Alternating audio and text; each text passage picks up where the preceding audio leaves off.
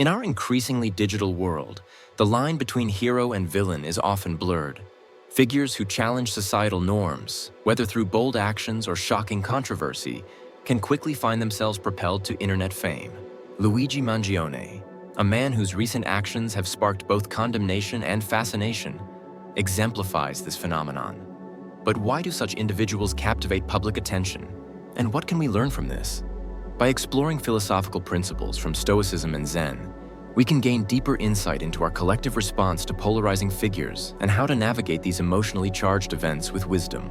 Luigi Mangione's story is one of frustration, defiance, and consequence. His actions, while extreme, arose from a deeply human place, discontent with systemic failures.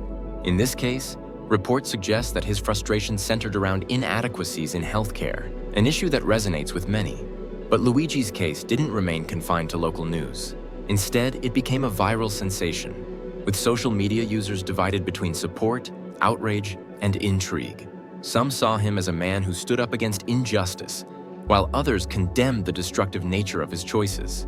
This polarization reveals much about how the internet amplifies moral ambiguity. By creating spaces where opinions are shared instantaneously, platforms like Twitter and TikTok reduce complex events into simplified narratives. Hero or villain, right or wrong. Such stark dichotomies often overlook the nuanced realities of human behavior. Mangione's actions, whether viewed as desperate or defiant, reflect the frustrations many feel but don't express.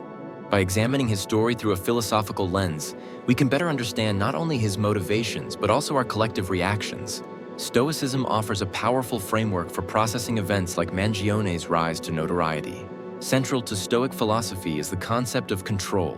Marcus Aurelius reminds us, "You have power over your mind, not outside events. Realize this, and you will find strength."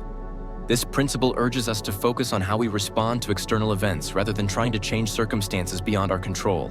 For Mangione, his actions represent an attempt to reclaim control in a situation where he felt powerless. From a Stoic perspective, however, the path to justice and reform lies not in destruction, but in reasoned action aligned with virtue. Stoics emphasize temperance, acting with moderation and wisdom even in the face of provocation. Mangione's story challenges us to consider how we channel our own frustrations with systemic issues. Do we react impulsively, or do we act in ways that foster constructive change? Furthermore, Stoicism invites us to examine our emotional responses to Mangione's story. The polarization seen online often stems from unchecked emotions, anger, sympathy, or indignation. By practicing apatheia, or freedom from irrational passions, we can engage with such events thoughtfully, seeking understanding rather than judgment. Zen philosophy complements Stoicism by emphasizing mindfulness, compassion, and the impermanence of all things. At the heart of Zen is the idea of non-attachment, letting go of rigid expectations about how the world should be. Mangione's story, and the public reaction to it, offers a striking example of attachment to specific outcomes and identities. For Mangione, attachment to the idea of confronting systemic injustice may have clouded his ability to find peaceful, alternative solutions. Zen wisdom suggests that true strength lies not in forcing change, but in flowing with life's challenges. As the Zen master Thich Nhat Hanh once wrote, "Peace is present right here and now in ourselves and in everything we do and see." This principle reminds us that even amidst turmoil, we can find calm by grounding ourselves in the present moment. For those reacting to Mangione's actions, Zen invites us to approach the situation with compassion rather than judgment. Instead of labeling him as a hero or a villain, we can ask, what pain or injustice might have driven him to act? And how can we, as a society, address the underlying issues to prevent similar incidents in the future?